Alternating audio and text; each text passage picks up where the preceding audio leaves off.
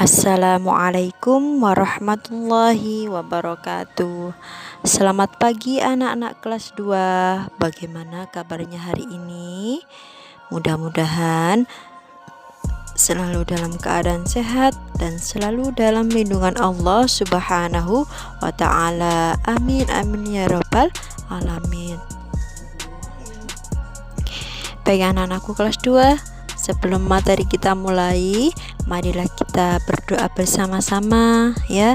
Mudah-mudahan anak-anak semua diberikan pemahaman oleh Allah dan mendapatkan ilmu yang bermanfaat. Amin amin ya rabbal alamin. Bismillahirrahmanirrahim. Rabbi zidni ilman nafi'a warzuqni fahman thayyiba waj'alni min ibadika shalihin. Amin amin ya rabbal alamin. Baik anak-anakku, hari ini kita akan belajar lagi materi pendidikan agama Islam tentang sikap tolong menolong ya. Tolong menolong artinya saling menolong atau saling membantu satu sama lain. Tolong menolong merupakan akhlak terpuji. Akhlak terpuji berarti akhlak yang baik ya. Jadi boleh dilakukan. Berbeda kalau akhlak tercela. Kalau akhlak tercela berarti yang jelek, tidak boleh dilakukan ya. Tolong menolong bertujuan untuk meringankan kesulitan orang lain ya. Kalau anak-anak bisa membantu orang lain tersebut pasti merasa lebih ringan atas kesulitannya ya.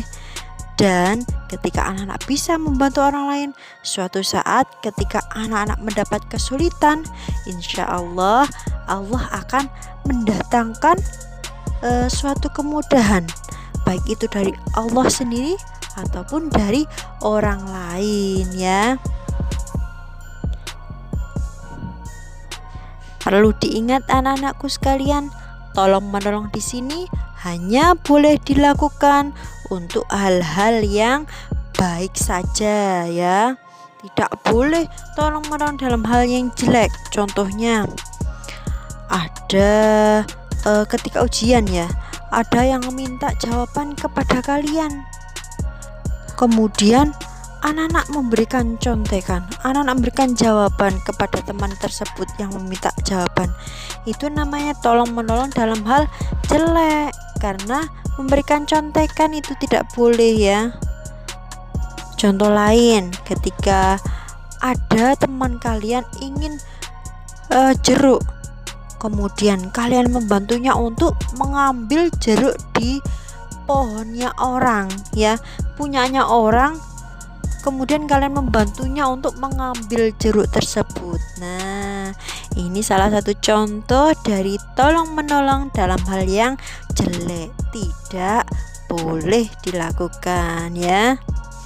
Bu Vita tekankan lagi dan perlu diingatkan ya.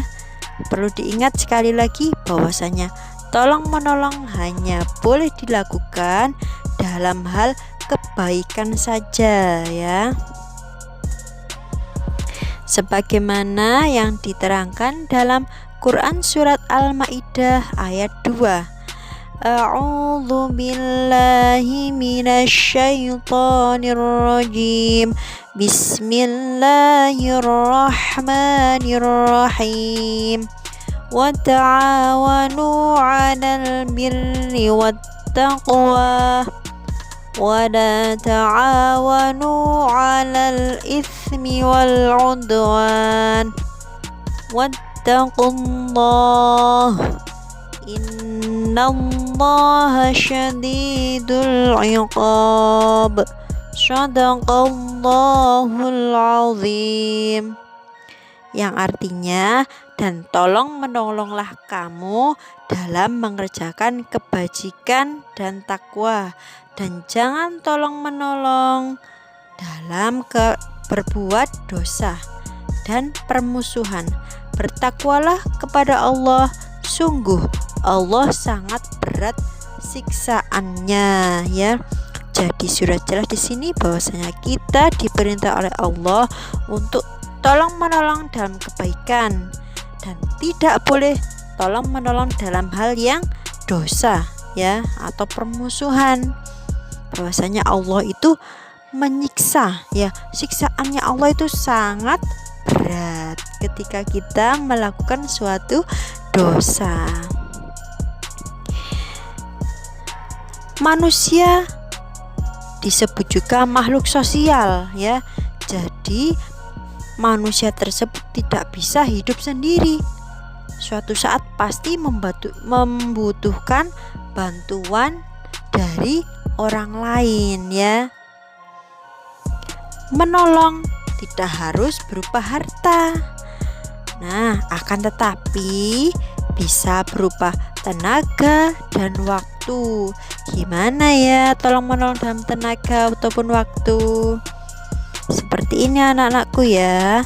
Contohnya ketika Bu Vita lewat membawa buku banyak, kemudian anak-anak menawarkan diri untuk menolong membawa ya, membawakan sebagian bukunya Bu Vita. Nah, ini salah satu contoh tolong menolong dalam hal tenaga ya. Selanjutnya tolong menolong dalam hal waktu, itu contohnya ketika ada teman kalian yang sedang sedih ya, barangkali ditinggal oleh orang tuanya meninggal dunia, kalian meluangkan waktu untuk menghiburnya agar tidak bersedih lagi. Nah, seperti itu ya anak-anakku. Selanjutnya ada macam-macam tolong menolong. Yang pertama, tolong menolong di lingkungan keluarga. Jadi kita membantunya itu dengan sesama anggota keluarga.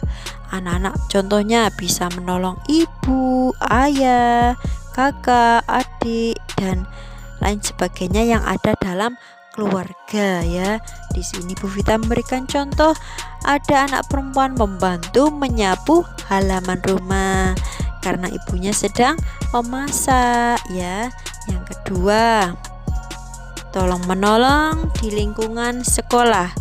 Jadi di sini membantunya itu sesama anggota yang ada di sekolah tersebut. Ada siapa saja ya? Saling membantu sesama teman di sekolah, saling membantu barangkali bu guru perlu bantuan ya, ataupun yang lain sebagainya yang ada di dalam sekolah tersebut. Di sini Bu Vita memberikan contoh, ada anak menjelaskan kepada teman-temannya ya, karena ada yang kesulitan memahami materi ya. Boleh ya, barangkali ada temannya tidak bisa, terus kalian bisa, boleh ya membantu menjelaskan.